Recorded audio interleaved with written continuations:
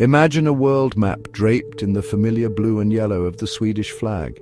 Picture vast territories across the globe, all under the rule of a Swedish king. It seems like a fantasy today, but in the 17th century, Sweden had dreams of building a colonial empire.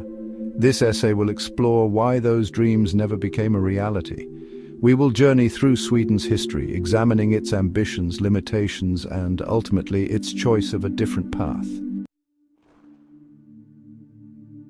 Sweden wasn't completely absent from the colonial game. In the 17th century, it made attempts to establish colonies. One notable effort was New Sweden, a small colony on the Delaware River in North America.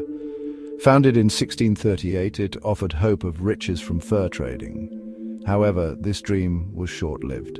New Sweden fell to the Dutch in 1655. This defeat highlighted the challenges Sweden faced in projecting power across the Atlantic. Other attempts, like the Cape Coast settlement in Africa, also ended in failure. Sweden also established a presence in the Caribbean. The island of St. Bartholomew became a Swedish colony in 1784. It served as a trading post, but it never achieved the scale or profitability of other European colonies in the region. These ventures demonstrate that while Sweden had colonial aspirations, it lacked the resources and strategic focus to succeed. While other European powers raced to conquer lands across the globe, Sweden had its eyes on a different prize, the Baltic Sea. Controlling this region offered immense economic and strategic advantages. It meant dominating trade routes, securing valuable resources like timber and iron, and projecting power over neighboring states. Sweden's kings invested heavily in building a strong army and navy to achieve this goal. The 30 Years' War from 1618 to 1648 was a turning point for Sweden. Under the brilliant leadership of King Gustavus Adolphus, Sweden emerged as a major military power. Its victories secured control of key Baltic territories, establishing Sweden as the dominant force in the region. This focus on European affairs consumed much of Sweden's attention and resources, leaving little room for overseas expansion. Sweden's ambitions were also constrained by its limited population and resources. Compared to colonial giants like Britain and France, Sweden had a much smaller population. This meant a smaller pool of potential colonists, soldiers, and sailors. Furthermore, Sweden lacked the vast wealth generated by the plantation economies of the Caribbean and Americas. While Sweden possessed valuable resources like timber and iron, its economy was not as diversified or developed as its rivals. This lack of financial muscle made it difficult for Sweden to sustain large-scale colonial ventures, which required significant investment in ships, supplies, and manpower. Naval power was crucial for building and maintaining a colonial empire. European powers with strong navies could control sea lanes, protect their colonies, and project power across vast distances. In contrast, Sweden, despite its impressive victories in the Baltic, lacked a truly global naval force. Its navy was primarily designed for warfare in the enclosed waters of the Baltic Sea. The ships were not as well suited for long voyages across the Atlantic or to Asia. Sweden also lacked the vast network of ports and naval bases that its rivals possessed. These factors put Sweden at a significant disadvantage in the race for colonies. While it could compete regionally, it could not match the global reach of the major colonial powers. The 18th century marked a turning point for Sweden. The Great Northern War, spanning from 1700 to 1721, saw Sweden clashing with a coalition of European powers led by Russia.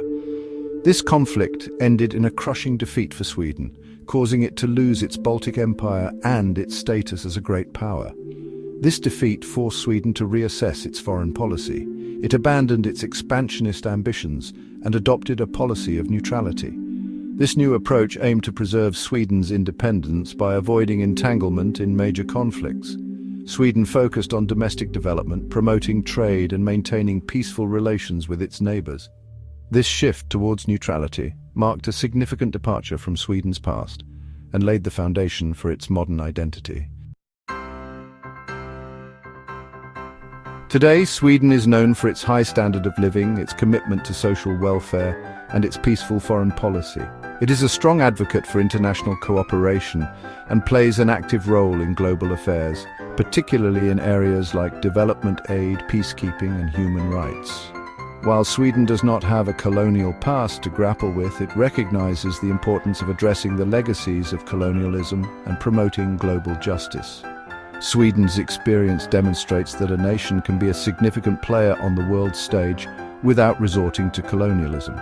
Its history offers valuable lessons about the importance of strategic choices, the limits of ambition, and the possibility of forging a different path. Sweden's journey provides a compelling counterpoint to the history of the great colonial powers.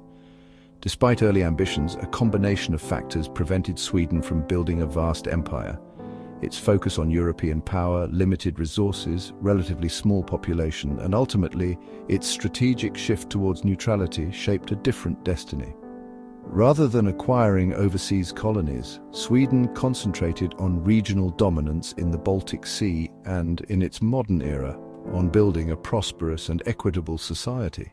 Its history reminds us that there are many paths to national success and that global influence can be achieved through cooperation, innovation, and a commitment to peace. It's intriguing to consider how history might have unfolded differently. What if Sweden had poured its resources into colonial ventures instead of battling for Baltic supremacy? Would a Swedish empire have left a different mark on the world? These questions highlight the complex interplay of factors that shape the course of history. While we cannot rewind time, exploring these alternative paths allows us to appreciate the choices made by nations and their lasting consequences. Sweden's story encourages us to look beyond traditional narratives of empire and to recognize the diverse ways in which nations have shaped our world.